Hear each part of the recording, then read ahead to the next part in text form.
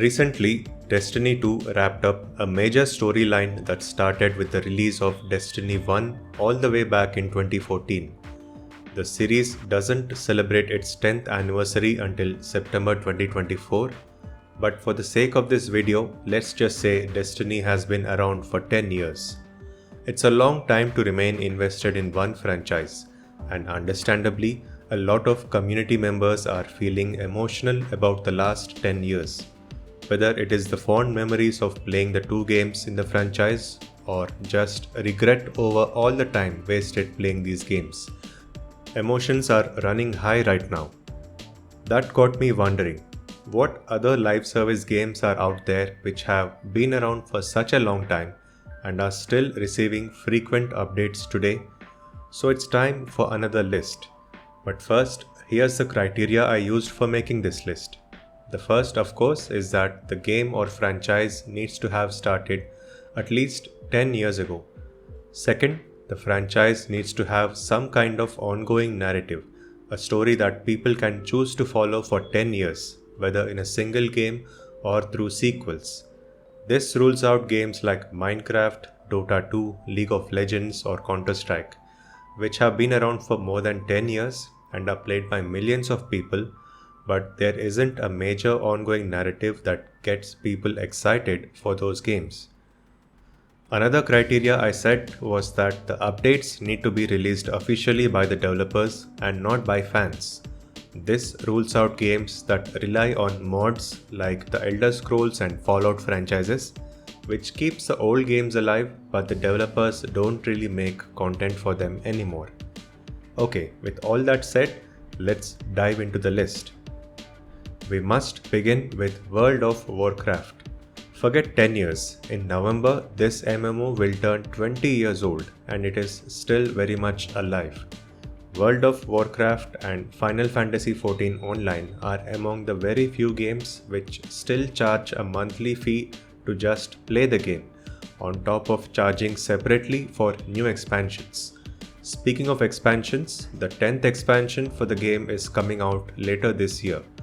The subscription fee meant I never really got into this game, but after playing the free starter edition for a while, I could appreciate the role it played in establishing the gameplay formula that has inspired countless other online games, including Destiny. Warframe has survived for 11 years purely based on the strength of its gameplay and strong community support. But I can't help but feel that the developers were a bit unlucky with the timing of their launch. After a brief early access period, the game launched into open beta in March 2013 and was actually one of the very few games available on the PlayStation 4 when it launched in November 2013.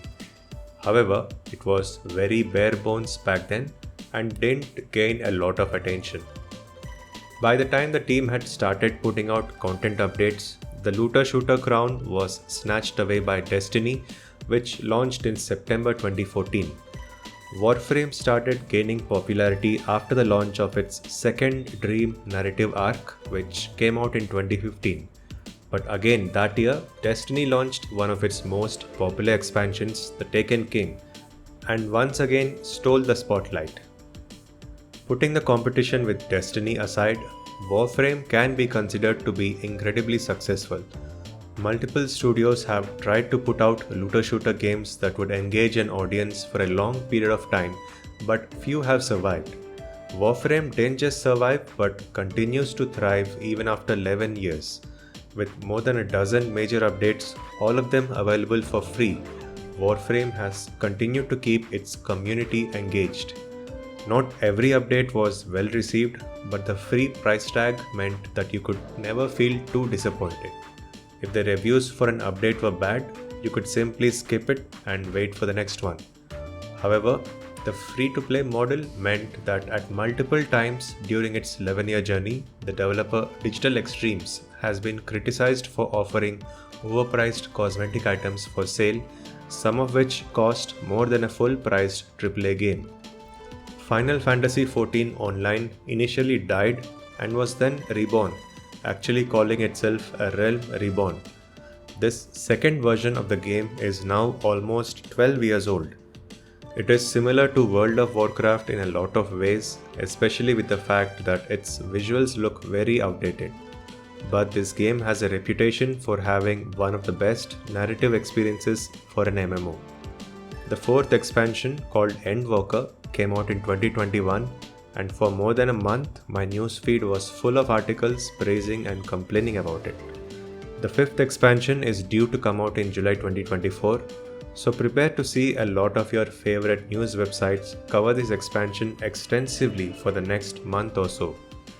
Like World of Warcraft, this game also requires a monthly subscription to play the game, on top of buying the new expansions separately. And just like World of Warcraft, it has enough players who happily pay the subscription and enjoy their time in this MMO. Grand Theft Auto Online is a weird addition to this list, because technically the original version that released in 2013 on PS3 and Xbox 360 no longer exists as their servers have been shut down. Currently, there are two different versions of GTA Online that exist independent of each other. One that is present on PlayStation 4, Xbox One and PC, and the newest version that is only available on PlayStation 5 and Xbox Series X and S. But that technicality aside, this is indeed the same game that launched all the way back in 2013. The oldest players have been given the option to bring forward their progress to the latest version. And the success of this game is at least part of the reason why Rockstar Games has not released a new GTA game for more than a decade. Finally, we have The Elder Scrolls Online. Relatively speaking, this game is not as popular as the other titles on this list, but the fact that it has survived for 10 years is proof of its appeal. Part of that is due to the overall popularity of the Elder Scrolls franchise and the fact that it takes so long for new entries in this franchise to come out. The last single-player entry in the franchise, Skyrim, came out all the way back in 2011, with the sequel still not expected for another couple of years at the least. So the Elder Scrolls Online fills at least part of the demand for new content in this franchise, and it continues to march forward. This game is notable for trying a subscription model when it first launched, and that didn't exactly work. Eventually, the subscription became optional, and the game switched to its current model where you buy the game once and don't have to pay again unless you want to buy the expansions, or you can take the subscription to get access to everything. That wraps up my list of live service games that have been around for 10 years or more. I'm sure that there are plenty of other games that can fit into this list, but this isn't really an exhaustive list. I only wanted to talk about games that I have interacted with, at least indirectly. In a few years, we will have several Battle Royale games that celebrate their 10th anniversary, and I guess very few people will be thinking about narrative experiences at that point. Thanks for watching, and see you in the next episode.